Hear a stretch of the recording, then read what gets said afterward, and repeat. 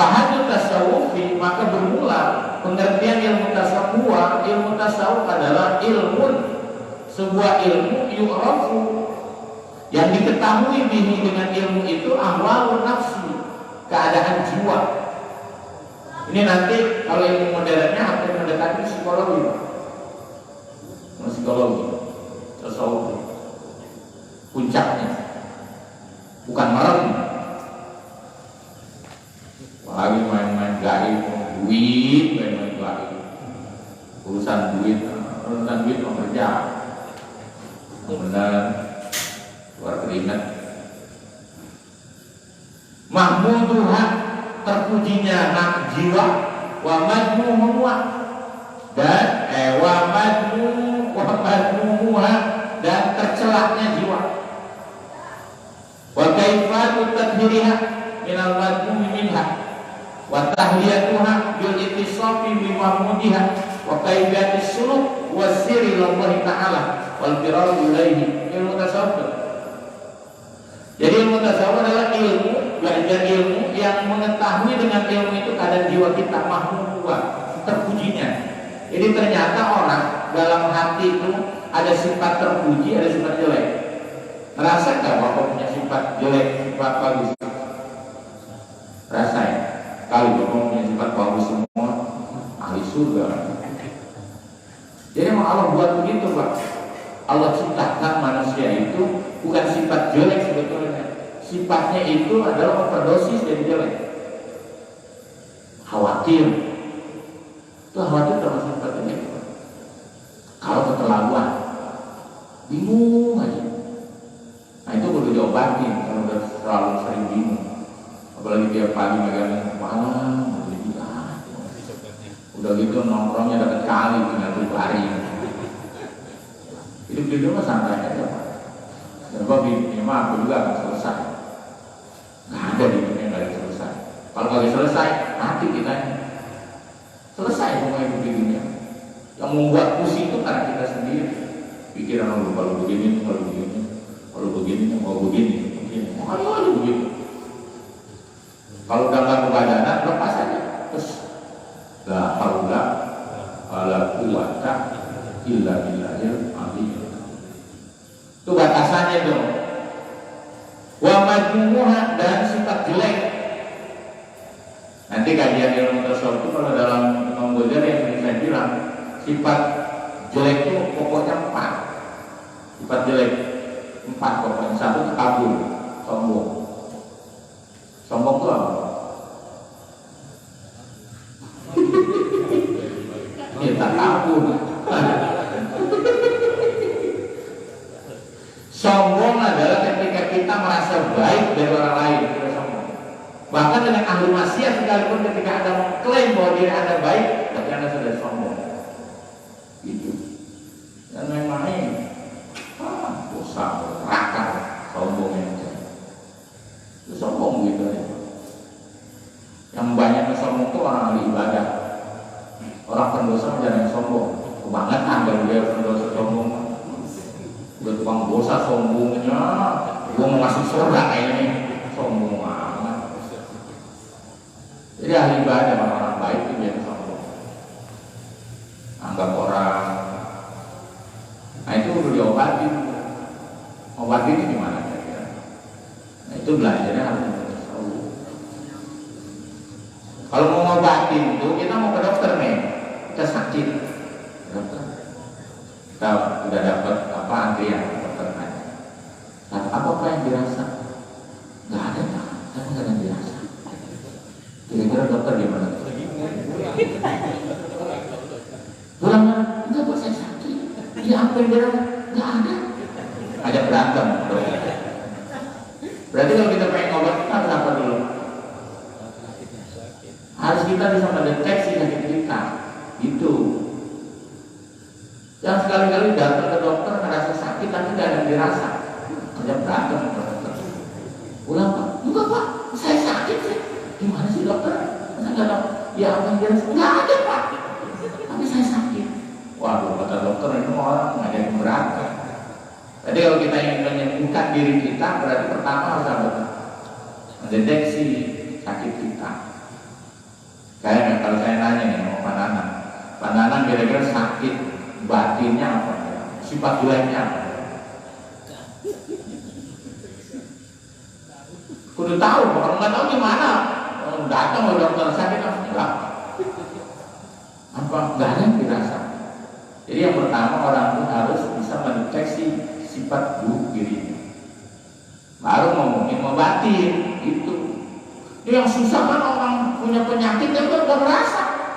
Wih, itu obat paling susah, paling susah. Sombong tapi dia ngerasa sombong. Orang sombong tapi rasanya tawadu aja. Sombong benar tapi tawadu.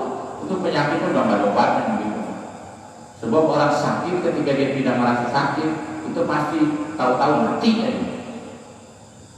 Orang lebih baik kalau dia sakit merasa sakit. Baru dia bisa dokter, bisa ngerasain ini bisa sembuh.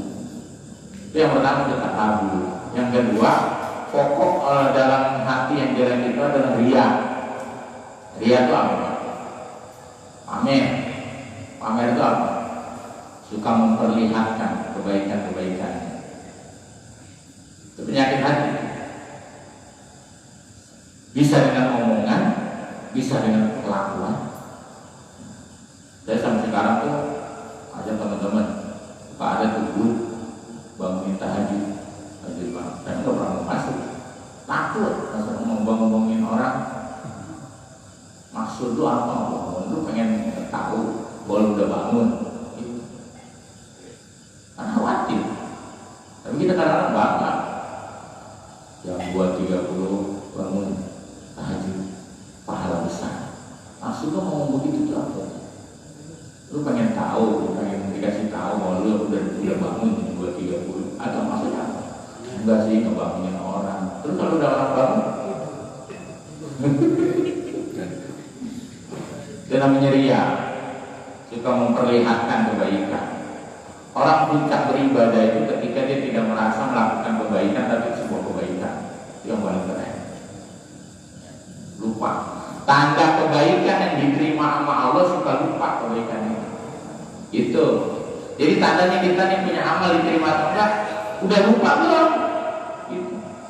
Kalau masih ingat baik, masih membantu antara langit dan bumi amalnya. Kalau kita udah lulus, Pak, makasih ya. Apa ya? Dulu Bapak, aduh, kapan ya? Kalau dia juga ingat, belaga aja. Ya sama juga lo ngomongin diri lo. Yang benar ini mah lupa. Jadi tanda amal diterima itu kita selalu lupa. Kalau kata Imam Ghazali, amal ibadah yang diterima itu seperti orang makan makanan enak pagi-pagi nongkrong. Ngeliatin ya, pas bangun. Terus semalam makan enak bener, makan sate, gue lihat dulu. Nggak ada kan? Makan enak, gak enak kalau habis nongkrong ya ngeloyo aja. Gak mentang-mentang makan enak dia korek-korek masih ada. Nah, itu amal terus begitu. Lawannya namanya ikhlas. Kalau belum sampai gitu ya pelan-pelan. Itu alam apa belum begitu. Karena Allah ciptakan sifat pamer itu menjadi mendorong kita untuk berbuat kebaikan. Cuma jangan terus begitu. Yang kedua tuh sifat pokok yang jelek. Jadi ilmu tasawuf itu tadi adalah ilmu yang mempelajari tentang jiwa yang jelek maupun yang bagus. Yang ketiga adalah ujub, rasa diri paling baik. Puncaknya orang kalau ujubnya hilang itu adalah orang lain itu ahli surga, dia yang ahli neraka. Tapi kalau terbalik semuanya ahli neraka, dia ahli surga, itu namanya ujub. Tapi kalau kita sudah punya perasaan kayaknya yang celaka itu cuma kita, orang lain yang paling selamat, itu namanya orang-orang yang sudah selamat dirinya dari sifat itu. Yang terakhir, hasad, hasud, dengki. Dengki itu apa? Ya sirik itu apa? Ya dengki. Tidak bahagia dengan kebahagiaan orang lain. Makanya kita sama muslim kalau ada teman bahagia kita harus memamerkan kebahagiaan juga. Gitu. Jangan orang bahagia dengan Anda itu punya sifat dengki. Gampang kok mendeteksi itu. Ada orang cerita tentang kebagian tersebut. Ada itu. Diagnosanya begitu. Kalau udah tahu penyakit begitu, buru-buru, pelan-pelan kita datang sama orang yang ahli cerita itu supaya bisa sembuh. Apa tuh yang 4 tadi? Apa yang ingat? Kasih bonus ini baru. 1. Apa? Pokok yang jelek nanti bercabang dari yang 4. 1 apa tadi? Sombong, takabur. 2. Ria. 3. 4. Ujub. Apa? Nama-namanya dulu. Atau kita kan kenal cewek ini nama dulu. Fatime terbayang kalau Fatime. Dokter Fatime terbayang matanya bulat, kepalanya botak. Jadi nama dulu. Setelah nama baru kemudian diperdalam. Nah itu yang udah tahu, kita mendeteksi penyakit-penyakit itu. Bukan merem, bukan nyari harta karun, asal nggak ada urusan. Ini yang kadang-kadang di masyarakat suka ini, kamu belajar tasawuf, tasawuf apa? Beresin hati dari sifat-sifat jelek. Itu namanya fahadul tasawuf. Itu terjemahannya ada apa sih itu? Batasan yang tasawuf, pengertian yang tasawuf ada kan? Coba terjemahannya apa? Ada tak?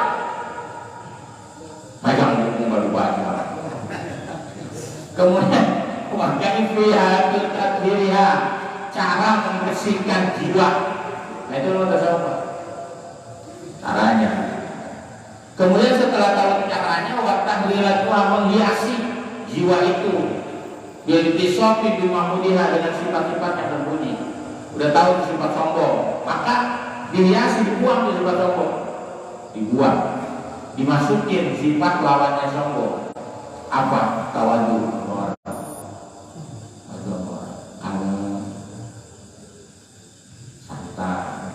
bahasa tubuhnya harus dijaga, jangan dengan kesombongan.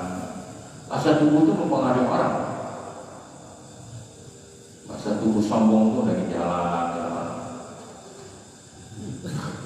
enak ngomong lihat terus.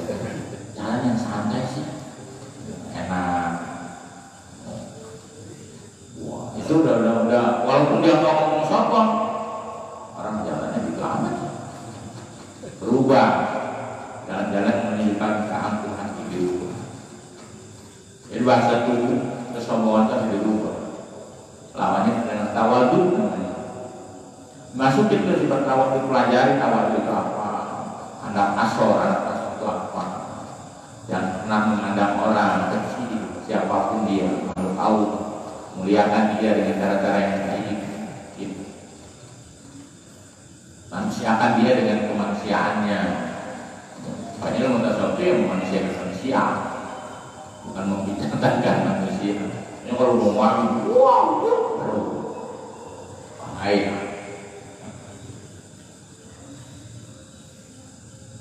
Kemudian yang tadi itu rasa diri baik, maka harus dirubah, dimasukin bahwa diri kita itu penuh dengan dosa. Makanya kalau ada orang yang ngomong, saya mau gimana ya, ini dosa, atau bagus gitu. Kalau udah orang merasa udah nggak ingat dosa, udah konslet. Saya mau dosanya udah habis kayaknya. Siapa yang makan dosa dulu? Tapi kalau orang tetap merasa dia selalu banyak dosa, walaupun udah banyak ibadah, itu harus dijaga terus. Karena itu akan mengikis sifat kesombongan, ujub dan merasa diri baik. Ria, buang rianya diganti dengan ikhlas, keikhlasan hati, beribadah. Ikhlas itu kalau kata Benyamin mah dulu waktu film Samson bertahu, tangan kanan yang ngasih, tangan kiri tidak tahu. Ikhlas. Dulu Benyamin ada Samson Betawi, ingat kan waktu kecil nonton gitu. Orang ikhlas mah kalau itu hadis Nabi, tangan kanan yang memberi, tangan kiri jangan tahu.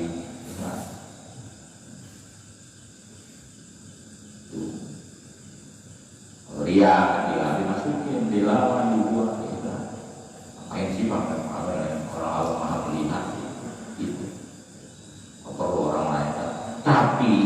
kalau ada orang yang muli dalam administrasi, biarin. Karena itu kan urusan dunia. Tapi hati harus dibersihkan. So, jangan cuma aja tulis takut. Kitanya orang benar yang nulisnya agak benar gimana?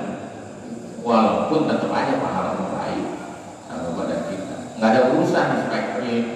Oh, bapak teh sudah punya 2.000 misalnya. Oh, disebut-sebut lagi. Oh, nggak mau disebut, nggak, biarin aja.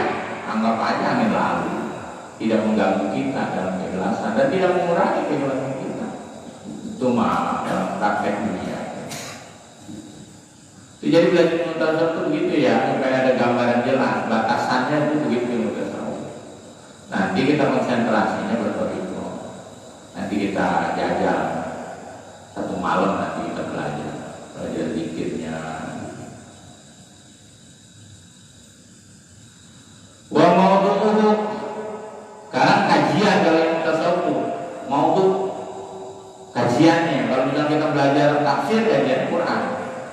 Tapi kalau yang tasawuf karena af'alul qalbi, kajiannya adalah pekerjaan hati. Jadi fokus di hati. Jadi kalau belajar tasawuf itu adalah ngomongin pekerjaan hati. Ini pekerjaan hati itu banyak pekerjaan. Sombongan, keangkuhan, tadi, iya, itu sumbernya dari hati. Jadi kalau orang kalau orang belajar tasawuf itu yaitu wal hawas, rasa min haitsu tazkiyah wa tasfiyah. Dari sisi ketika mempelajari hati itu, bagaimana cara membersihkannya dari sifat-sifat yang jelek. Buahnya apa? Wa tamratuhu, buahnya belajar ilmu tasawuf apa? Tahdibul qulub wa ma'rifatu alamul ghuyub, penghadiran kepada Allah. Kalau tasawufnya kita belajar tasawuf sadiliyah, usulnya adalah, kalau sadiliyah itu adalah usulnya adalah bagaimana menghadirkan nikmat itu semata-mata memang nikmat itu sumbernya dari Allah. Gitu. Nanti furu'nya dengan zikir. Kalau qatiyah nasabadiyah usulnya adalah seluruh yang terjadi di alam semesta ini adalah pekerjaan Allah, tidak ada pekerjaan kita. Itu usul yang harus ada di dalam hati, bahwa semua yang terjadi ini adalah pekerjaan Allah dan tidak pernah ada satu pun ada rekayasa kita. Kalau kita sudah sampai puncak begitu, berarti kita sudah bertasawuf dengan perjalanan diri yang kita pergi. Jadi kalau sudah kita pasrah dalam pekerjaan Allah, bahwa semuanya yang terjadi di alam semesta ini apa Allah, kita juga sekarang begitu, tapi prakteknya kadang-kadang masih itu. Bapak percaya nggak rezeki dari Allah? Tapi kalau nggak punya duit, bingung nggak? Itu kan kadang-kadang agak nyambung keyakinan dengan prakteknya. Gitu. Kalau dalam ngomong semuanya bohong. Saya itu yakin semua dalam semesta ini ciptaan Allah. Tapi kalau sesuatu yang tidak baik menimpa kita gimana? Respon kita kadang-kadang tidak terima. Padahal waktu kecil kita diajari percaya pada takdir, kepastian Allah itu khairihi wa syarrihi, yang buruk maupun yang baik. Kita kan ngerasa kalau baik doang, kalau nggak baik kadang-kadang protes-protes. Ngomong semua juga bisa bahwa semua ini adalah Allah yang memiliki, Allah yang mengerjakannya. Tapi ketika menimpa kita, bagaimana kita responnya? Nah itu belajar tasawuf itu begitu, supaya memandang setiap yang kita terima itu adalah pekerjaan Allah, yang by design Allah yang sudah dilakukan kalau dengan detail, yang tidak akan merugikan siapapun.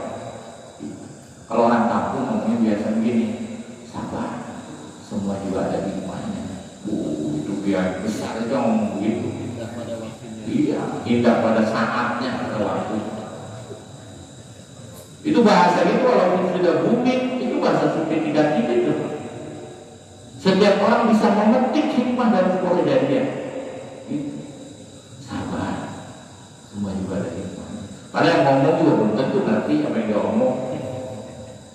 Itu kan ngomong hati-hati itu. Jadi kita menerima segala persoalan di dalam dunia ini by design Allah, sehingga pasti ada sesuatu yang hikmah buat diri kita, ada keuntungan yang kita kadang-kadang tidak terasa. Atau orang suka ngomongin masih untung, itu juga sama bahasa kita tidip tuh. Orang tabrakan, kakinya patah, masih untung hidup, kaki lu patah. Oh siapa mau mati itu bahasa wali itu Pak. Sudah bukti jadi udah gak ada rasanya. Tinggal ngomong doang orang untung. Orang yang mendapat segala persoalan itu sebuah keberuntungan, itu kan bukan orang sembarangan, ya kan? Apa aja dia bilang untung, dan itu sudah bumi di dunia kita Nusantara. Dan orang-orang kadang-kadang orang awam juga masih untung banyak apa ada nggak pernah emang sial itu ada nggak ada kan? Semuanya bilang masih untung dia hidup. Pas mati juga masih untung dia mati. Coba kalau hidup langsung dia. Iya kan seperti itu. Pas bagus dia mati aja bagus. Coba kalau hidup mungkin dia cacat, masih bagus dia mati. Matinya aja masih bagus. Coba itu orang Indonesia tuh keren-keren bener rasanya. Cuma kan udah keseringan jadi ilmunya hilang. Jadi sebagai omongan aja masih untung. Padahal dia juga kalau kenapa gue yang penting juga dia juga.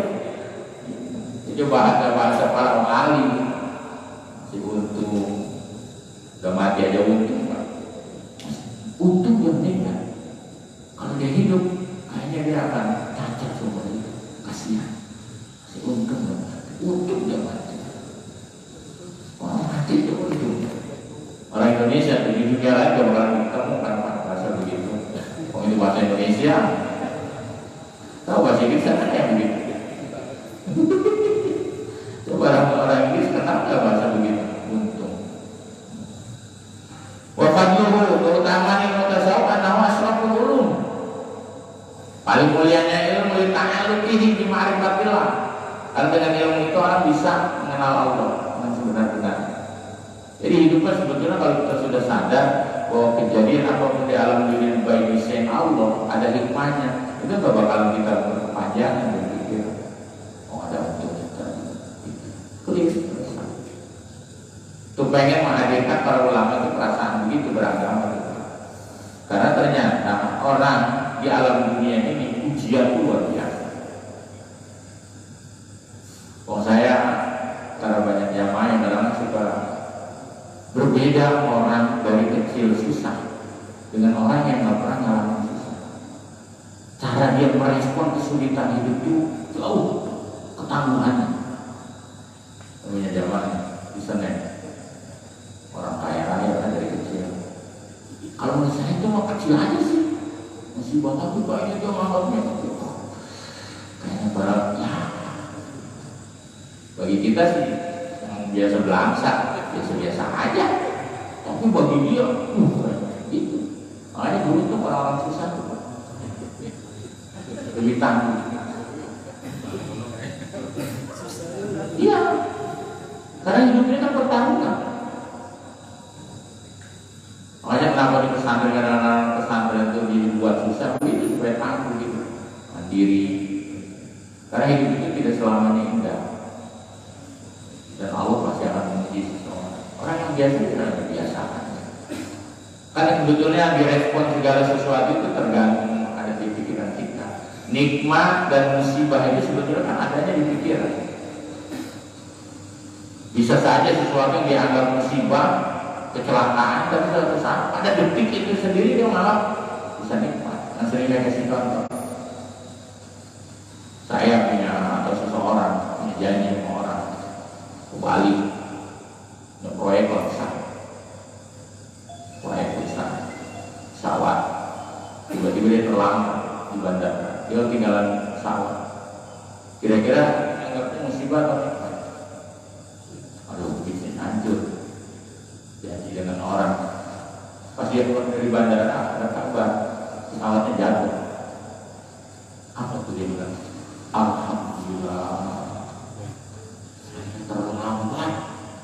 Kalau dia ngomong terlambat, hilang saya dulu, uang saya hilang. Pas dia keluar, sawat nyemplung. Alhamdulillah ya Allah. Padahal baru saja dia bilang kerugian besar, tapi sekian detik dia bilang, jadi betul nikmat dan musibah itu ada yang dipikirkan kita. Bukan sesuatu faktual, tergantung kita meresponnya. Makin kita pandai merespon segala sesuatu itu nyaman. Makin kita nggak pandai merespon, makanya ada semakin kesulitan. Nah, jadi itu belajar ilmu tasawuf itu begitu, bukan merem ya, merem semua. Padahal suka nak saya mah, bukan apa-apa, saya sering ngomong begini itu, suka nak orang belajar tasawuf gitu. Nah, itu mah kalau tentang Sunda, bang apa, mengambil barang, bukan ilmu agama itu, ada urusan. Gitu. Ilmu agama bagaimana kita belajar agama, kemudian akhlak kita berubah. Nah, itu belajar agama yang tadinya malas jadi semangat, yang tadinya galak jadi lembut. Nah, itu belajar agama. Gitu. Cuma ada juga orang belajar agama yang sedek, ada juga Pak. Ngomong waduh saya enaknya ada. Tapi yang benar belajar agama itu bikin lembut semua orang. Kemudian membaca siapa peletak pertamanya? Allah Ta'ala. Cara ilmu tentunya Allah, lalu kemudian diteruskan oleh para nabi ilmu tasawuf itu. Walaupun secara ilmu tidak pernah dikenal, Allah tidak pernah dalam Al-Quran ngomong tasawuf, tetapi dalam prakteknya yang dipraktekkan oleh Rasulullah itu adalah tasawuf. Hanya nanti ilmu tasawuf dibagi dua dalam teorinya. Ada tasawuf akhlaki namanya. Itu tokohnya adalah Al-Imam Ghazali. Apa tasawuf akhlak? Menghabiskan waktu berpikir pada Allah dengan merubah akhlak-akhlak terus dari pagi, dari kita bangun subuh sampai kemudian bangun subuh lagi, ada sesuatu yang dibaca untuk ingat pada Allah.